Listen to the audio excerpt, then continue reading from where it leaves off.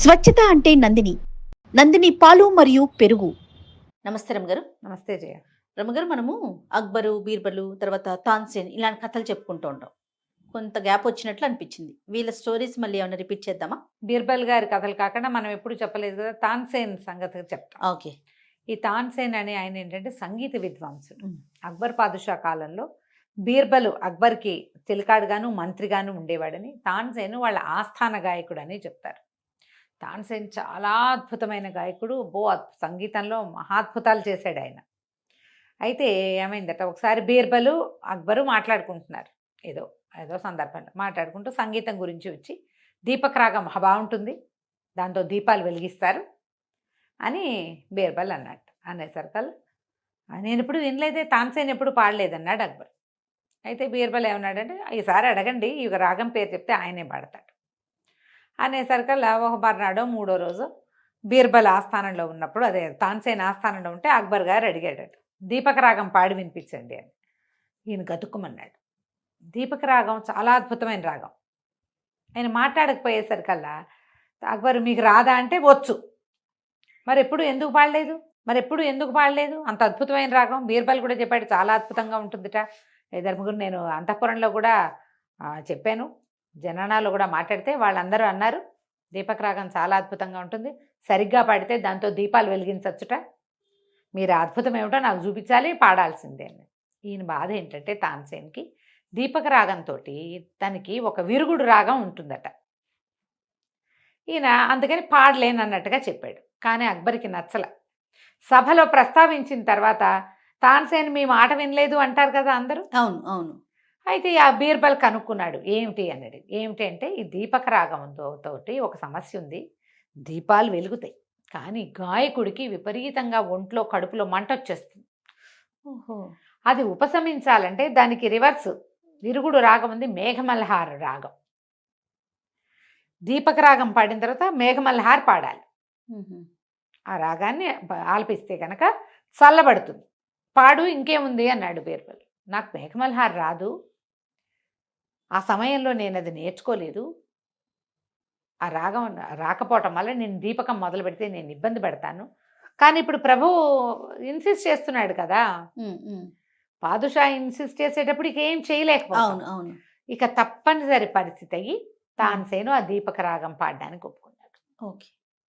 పెద్ద బంచులుగా అన్ని దీపాలు అరేంజ్ చేసి నూనె పోసి ఒత్తులేసి సిద్ధంగా ఉంచారు.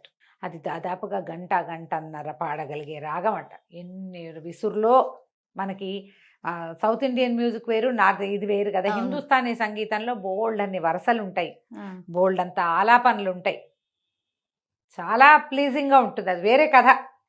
దాంట్లో పెద్ద సంగీతం సాహిత్యమే ఉండక్కర్లా, రాగప్రస్తారాలే రుచికరమైనవి అవి. మనకి సాహిత్యం కూడా ఉంటుంది, మన సంగీతంలో సాహిత్యం ఉంటుంది, అంతసేపు ఉండవు మనకి. కర్ణాటక మ్యూజిక్లో కూడా రాగప్రస్తారాలు ఉంటాయి, ఇందులోను కూడా ముందుకి వెనక్కి వెళ్ళేవి చాలా ఉంటుంది కదా. మనోధర్మ సంగీతం అంటారు, ఆలపించటము, రాగాన్ని పదే పదే ఆలపించడం విశేషంగానే ఉంటాయి. వాళ్ళ తరహా వేరు. అది మొత్తానికి రాగాలాపన చేసాడు. ఏదో చిన్న సాహిత్యం ఉంటే అది కూడా పాడాడు. అసలు ఎంత ఉత్తేజితమైపోయిందోట సభ, అంతా ఉర్రూతలోకిపోయింది సంగీతంలో. మహాద్భుతంగా ఉంది. జనాలు ఎంత ఎక్సైట్ అయిపోయారట. చివరికి దీపాలు కూడా వెలిగినాయి, మొత్తం దీపాలన్నీ వెలిగినాయి. కానీ ఆ పాట పాట పూర్తయ్యేసరికల్లా తాన్సేన్ మొహమంతా నల్లబడిపోయి, గొంతు పిడచకట్టుకుపోయి పక్కకు పడిపోయాడు. అయ్యో ఈయనకి ఏదో వచ్చిందని సరే వైద్యుడిని పిలిపించారు. ఏవో శైత్యోపచారాలు, అతి వేడి ఆ దీపక రాగం, ఆ వేడికి ఏదో చేశారు ఉపశమనం. బాగా ఉపశమనం జరగల. ఆ మొహం నల్లగా అయిపోయింది, స్కిన్ అంతా నల్లబడిపోయింది, కళ్ళు జ్యోతుల్లా ఉన్నాయి, జ్వరం వచ్చినట్టుంది, గొంతు మంట, కడుపులో మంట, ఒళ్ళంతా సర్వాంగాల్లోనూ మండుతున్నట్టుగానే భావన. సరే ఏదో శైత్యోపచారాలు చేశారు, గంధం పట్టి వేశారు, అరిటాకులు కప్పారు, తమలపాకులు తెప్పించారు, అక్కడి నుంచి కలువ పువ్వులు అవి చేశారు, విసనకర్రలు కూడా తామరవాకలు విసనకర్రలే చేయించారు. ఏం చేసినా ఉపశమనం లేదు, పూర్తిగా తగ్గలా బాధపడుతూనే ఉన్నాడు. కొంత మంట తగ్గింది వీటితోటి. అక్కడి నుంచి సరే ఏమన్నారు, కొంతమంది సలహా చెప్పారు, ఈయన కొంచెం నదీ తీరానికి పంపిస్తే, చల్లగాలికి నదీ తీరంలో కనుక ఉంటే కొంచెం తగ్గచ్చు అన్నారు. అప్పుడు నదీ తీరం ఏమనుకున్నారు, ఈ ప్రాంతాలు కాకుండా ప్రశాంతంగా కూడా ఉండాలి, ఆయన ఒక్కడే ఉంటే ఏదో మెల్లిగా ఆ రాగం ఈ రాగం పాడుకుని స్థిమితంగా ఉంటాడని ఏం చేశారు, అప్పట్లో వీళ్ళు గుజరాత్ రాష్ట్రాన్ని జయించే ఉద్దేశంలో ఉన్నారు. ఆ ప్రాంతంలో సాబర్మతి నదీ తీరానికి పంపించారు. అక్కడ నది ఉంది కదా, అవును. అది చల్లగా ఉంటుంది అక్కడ. అక్కడికి పంపారు. పంపితే ఈయన ఆశ్రమంలో అట తిరుగుతుండేవాడు. ఆశ్రమం అంటే అది ఆ నదీ తీరంలో ఏదో ఒక కుటీరం లాంటిది ఏదో వేసి ఇచ్చారు ఆయనకి. ఫ్యామిలీ కూడా ఉండుంటుంది. అప్పట్లో ఏంటంటే ఈ మన ఏమన్నాళ్ళు వెళ్ళి మొఘల్స్ గుజరాత్ను కూడా జయించేందుకు ప్రయత్నాల్లో ఉన్నారు. ఓకే. కొంత వార జయించారు కూడా. అయితే ఈయన ఈ నదీ తీరంలో తిరుగుతూ ఉంటే కొంతమంది ఆడవాళ్ళని చూస్తుండేవాడు. పొద్దున్నే నీళ్లు మోసుకుని వచ్చి నదికి వచ్చి నీళ్లు పుచ్చుకుని వెళ్తుండేవాళ్ళు. ఈ మోసుకెళ్తున్న వాళ్ళల్లో 2 అమ్మాయిలు కనపడ్డారు ఈయనకి. పెళ్ళిళ్ళు అయిన పిల్లలే, 2 ఆడపిల్లలు. ఈయన ఒక పక్కన అట్లా సోలిపోయి నిద్రపోతున్నట్టుగా కూర్చున్నాడు. ఈ వెళ్తున్న అమ్మాయిలు ఇద్దరు అక్క చూడవే, ఈయన దీపకరాగం దెబ్బకు పడిపోయినట్టున్నాడు, మాడిపోయినాడు మనిషి అనేసరికల్లా ఉలిక్కిపడ్డాడు. ఇంటి దీపకరాగం అంటున్నారట. ఆ రెండో అమ్మాయింది, వద్దు మనం ఎవరితో మాట్లాడకూడదు, మనకెందుకే వీళ్ళ గోల, పద వెళ్ళిపోదామని తీసుకుపోయింది. అక్క చెల్లి ఇద్దరు వెళ్ళిపోయారు. రెండో రోజు చూసి ఆ అమ్మాయిని పట్టుకున్నాడు ఈయన. అమ్మాయి మీరేదో దీపకరాగం అన్నారు, మీకు ఎట్లా తెలుసు నాకు దీపకరాగం వల్ల ఇబ్బంది వచ్చిందని అంటే, మా అక్కయ్య బాగా పాడుతుందండి, మా అక్క బ్రహ్మాండంగా పాడుతుందండి, మా చెల్లెలు కూడా పాడుతుందండి అంది రెండో ఆవిడ. అని దీపకరాగం వల్లే మీకు ఇట వచ్చింది, దీనికి మేఘమల్హార్ రాగం దీని విరుగుడు, మీకు తగ్గిపోతుందండి అని మేఘమల్హార్ పాడుకోండి అనేసరికి నాకు మేఘమల్హార్ రాదమ్మా, నాకు రాదు, మీకు వస్తే మీరు పాడతారా, నాకు ఈ ఒంటి బాధ తగ్గుతుందన్నాడు. ఈ లోపల సరే ఆ మాటలు పెరిగేసరికల్లా ఈయన మెల్లిగా నేను తాన్సేన్ అని అక్బర్ పాదుషా ఆస్థాన గాయకుడిని అనగానే వీళ్ళిద్దరు తెల్లబోయారు. ఏమిటి మన రాష్ట్రాన్ని ఆక్యుపై చేయడానికి వస్తున్న వాడి తాలూకు వాళ్ళని గబగబా వెళ్ళిపోయారు. హెల్ప్ చేయలే వెళ్ళిపోయారు. వెళ్ళిపోతే 2 అమ్మాయిలో పెద్ద అమ్మాయి పేరు తానా, రెండో అమ్మాయి పేరు నానా. తానా నానా అన్నమాట. 3-4 రోజులు వాళ్ళు ఇంకా రాలా.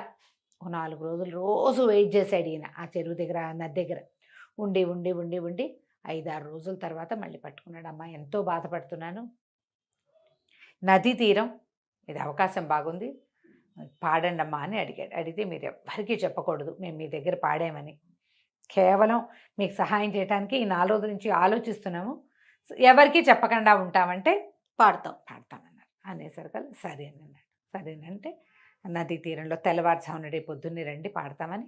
రేపు పొద్దున్నే తెల్లవారి 4 గంటలకల్లా వాళ్ళు వచ్చేసి అక్కా చెల్లి ఇద్దరు మేఘమల్హార్ రాగం పాడారు. మేఘమల్హార్ పాడితే మబ్బులు వచ్చి వాన వస్తుందట. ఆ రాగ లక్షణం అనమాట. కొద్దిగా తెలిమబ్బులు వచ్చి కొంత వాన పడింది. ఈయనకి ఆ లోపల మండిపోతున్న దీపక రాగం తాలూకు ఆలాపన వల్ల వచ్చిన మంట అంతా తగ్గిపోయింది. పిచ్చి నల్లగా అయిపోయిన మొహం అంతా రంగు మారి లేత రంగుకు వచ్చేసింది. ఎంత సంతోషించాడో. సంతోషించి వాళ్ళిద్దరికి ఏవో బహుమతులు ఇవ్వబోయాడు. వాళ్ళు మేము పుచ్చుకోమండి, ఇది మా రాష్ట్రానికి విరుద్ధము, మీరేమో అక్బర్ పాదుషా ఆస్థాన గాయకులు, మీకు అంతా డబ్బు అక్కడి నుంచి వస్తుంది, మొఘల్స్ దగ్గర డబ్బులు తీసుకుంటే మాకు పనికిరాదు, మేము వద్దు అని చెప్పి వెళ్ళిపోయారు. అయితే ఏమైంది, ఈయన ఆరోగ్యం చేకూరిన తర్వాత ఏముంది, ప్రభు దర్శనం చేయాలనుకుంటారు కదా సహజంగా, వెళ్ళారు. వెళ్ళేసరికల్లా అందరూ ఆశ్చర్యపోయారు, ఇదేంటి ఇంత మామూలుగా ఎటైపోయాడు. వాళ్ళేమో అందరూ ఎట్లా తగ్గిందంటే అతను ఆ రహస్యాన్ని ఎవరికి చెప్పలేదు. అయితే కొంతమంది ఏమన్నారు, రాజుగారికి చెప్పారు, తాన్సేన్ భలే తెలివైన వాడండి, మీ దగ్గర దీపకరాగం పాడాడా, అనారోగ్యం వచ్చిందని సెలవు పెట్టి 4 నెలలు సాబర్మతి దగ్గర గడిపేశాడు, అతనికి వచ్చు మేఘమల్హార్, మన దగ్గర పాడితే ఏముంది, ఇది 2 కనపడతాయి, మీరు ప్రతిసారి పాడిచ్చేస్తారు, తనకి రెస్టు దొరకదు, అందుకని ఈ 4 నెలల విశ్రాంతి, మీరు ఇబ్బడి ముబ్బడిగా ఇచ్చిన డబ్బు ఇవన్నీ వాడుకుని గుజరాత్ వెళ్ళి హాయిగా రిలాక్స్ అయ్యి వచ్చాడు, సంవత్సరానికి సెలవుల్లాగా 4 నెలలు సెలవులు పుచ్చుకొచ్చాడు అని పుట్టించారు. ఇలా పుట్టించే వాళ్ళు ఇప్పుడు కూడా ఉన్నారు కదా. పుట్టించేసరికి అక్బర్ నిలదీశాడు తాన్సేన్, నీకు ఎట్లా తగ్గిందో చెప్పంటే అక్కడ ఎవరో పాడారు అని చెప్పాల్సి వచ్చేసరికల్లా ఇక ఆ పాట నేను వినాల్సిందే అని పట్టుకున్నాడు. అయ్యో, వినాల్సిందేనంటే ఇంక ఏం చేస్తారు, ఆ, వాళ్ళు ఆ స్త్రీలటి వాళ్ళు పెద్దగా ఇష్టపడకపోవచ్చు అంటే ఆయన ఒప్పుకోలేదు. ఉమ్, మనం దాన్ని జయించబోతుంటే, గుజరాత్ మన కైవసం అయిపోతుంటే, మన పాలనలో ఉన్నవాళ్ళు మనకు కాకపోతే ఎవరికి వినిపిస్తారు పాట? ఏమైనా సరే ఆ సంగీతం వినాల్సిందేనన్న. మళ్ళీ అడిగారు, మేఘమల్హార్ పాడితే మబ్బులు వచ్చి వాన వస్తుంది కదా అని అడిగాడు. అడిగితే వస్తుందన్నాడు తాన్సేన్. అబద్ధాలు చెప్పలేరు. ఉమ్. అసలు ఇలా పాండిత్య ప్రకర్ష ఉన్నవాళ్ళు అసలు చెప్పకూడదు చెప్పలేదు. అబద్ధం. అదేలేండి. సరస్వతి కటాక్షం ఉన్నవాడు అబద్ధం ఆడకూడదు కదా. ఉమ్, అవునన్నాడు. నీకోసం వాళ్ళు పాడిన రోజున వాన వచ్చిందంటే వాన పడింది అన్నాడు. అయితే ఆ వాన పడేది నేను చూడాలి. దీపాలు వెలిగించేది నువ్వు చూపించావు, వాన పడేది వాళ్ళు చూపిస్తారని ఇక తాన్సేన్ ఎంత బతిమలాడినా అక్బర్ వినలా. ఆయన్ని ప్రొవోక్ చేసేవాళ్ళు ఆయనకి ఉన్నారు. అక్కడి నుంచి మొత్తం మూకంబడిగా ఆస్థానం అంతా వెళ్ళిపోయింది అక్కడికి. అక్కడ వాళ్ళకి కబురు చేశారు, ఇట్లా అక్బర్ పాదుషా వీళ్ళందరి ముందు పాడాలి అని. అమ్మాయిలు ఇద్దరు పాపం ఏం చేస్తారు, సరే పెద్ద సభ అది అరేంజ్ చేశారు. ఒప్పుకున్నారు వాళ్ళిద్దరు కూడా. ఒప్పుకున్నారు. ఇంకా వేరే దారి లేదు, గత్యంతరం లేదు పాపం. గత్యంతరం లేక సరే పాడతామన్నారు. సరే పాట అయిపోయింది. పాట వర్షం అయిపోయింది. పడిందండి. అసలు వాన పడుతోంది. వాన అన్ని చోట్ల మబ్బులు మూసుకొచ్చేసినాయి. అక్కడో జల్లు వర్షపు వాసన, వర్షపు గాలి వస్తుంది. ఈ అమ్మాయిలు ఇద్దరు లేచి నిలబడి సభకు ఒక నమస్కారం చేసి ఒకళ్ళనొకళ్ళు కావలించుకుని కెవ్వమని కేక పెట్టి పడిపోయారు. ఏమైందో తెలియలేదు, పరిగెత్తుకుంటూ వెళ్ళారు. ఇంతలో వాళ్ళ భర్తలు కూడా పరిగెత్తుకుంటూ వచ్చారు. వాళ్ళ ఇంట్లో ఉత్తరం రాసి పెట్టి వచ్చారు. ఏమిటంటే, ఇంతమంది మగవాళ్ళ ముందు పాడి మళ్ళీ మేము సంసారంలో ఉండలేము, అయ్యో. పురుషుల ముందు పాడకూడదు. అప్పటి కాలం అది. ఆ, తాన్సేన్ ఒక్కడికి మేలు చేయాలని, ఆయన జబ్బుతో తీసుకుంటాడని ఆయన కోసం చేసినందుకు ఇట్లా ఇంతమంది మగవాళ్ళ మధ్యలో కూర్చుని పాట పాడవలసి వచ్చింది. ఆహా. కాబట్టి ఇంకా జీవించి ఉండదలుచుకోలేదు, ప్రాణత్యాగానికి సిద్ధపడే ఈ కార్యక్రమానికి ఒప్పుకున్నామని ఇద్దరు చేరుకో కత్తితోటి పొడుచుకుని చచ్చిపోయారు. వాళ్ళు అయ్యయ్యో. విపరీతంగా దుఃఖించాడు తాన్సేన్. అక్బర్ కూడా చాలా బాధపడ్డాడు, అయ్యో వీళ్ళకి అన్యాయం జరిగింది. కానీ ఆ వింత చూడాలని ఉంది, ఆయన బుద్ధి పుట్టింది. వాళ్ళు చచ్చిపోయినా సరే ఉమ్, ఈ వచ్చిన ఆస్థానంగా వాళ్ళందరూ కూడా చాలా మంది వచ్చారు కదా, మంత్రులు వాళ్ళు వీళ్ళు అందరూ సిగ్గుపడి బాధపడ్డారు. కానీ ఇంకా అమ్మాయిలకి వీళ్ళు చేయగలిగే న్యాయం ఏం లేదు. ఆ భర్తలు ఇద్దరికి ఏవో గవర్నమెంట్ ఏం చేస్తుంది అదే కదా చేస్తుంది. అంతేగా. తాన్సేన్ మాత్రం చాలా దుఃఖపడి చాలా రోజులు పాడలేదట. పాడక అలా ఆలోచిస్తూ ఉండిపోయి ఏం చేశాడట, తన సంగీతంలో ఓం అని వచ్చినప్పుడు ఓం తానా నానా అంటా మొదలుపెట్టాడు. ఓంకారానికి బదులుగా తానా నానా అని చేర్చాడు సంగీతంలోకి. వాళ్ళిద్దరు తోమ్ తానా నానా అంటారు, తానా నానా వీళ్ళనమాట. ఆ తానా నానా రెండు పదాలని తన రాగ ప్రస్థారంలో ఎక్కడ ఓంకారం పలకాల్సి వస్తుందో ఓ పలికినప్పుడల్లా తానా నానా అని చేర్చాడు.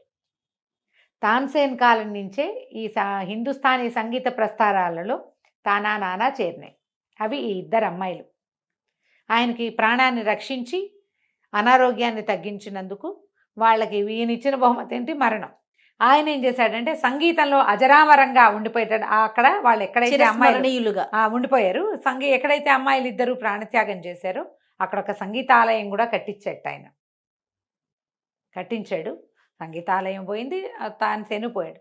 కానీ తన నానాలు మాత్రం అలాగే ఉండిపోయినాయి. అలా చేరిందట.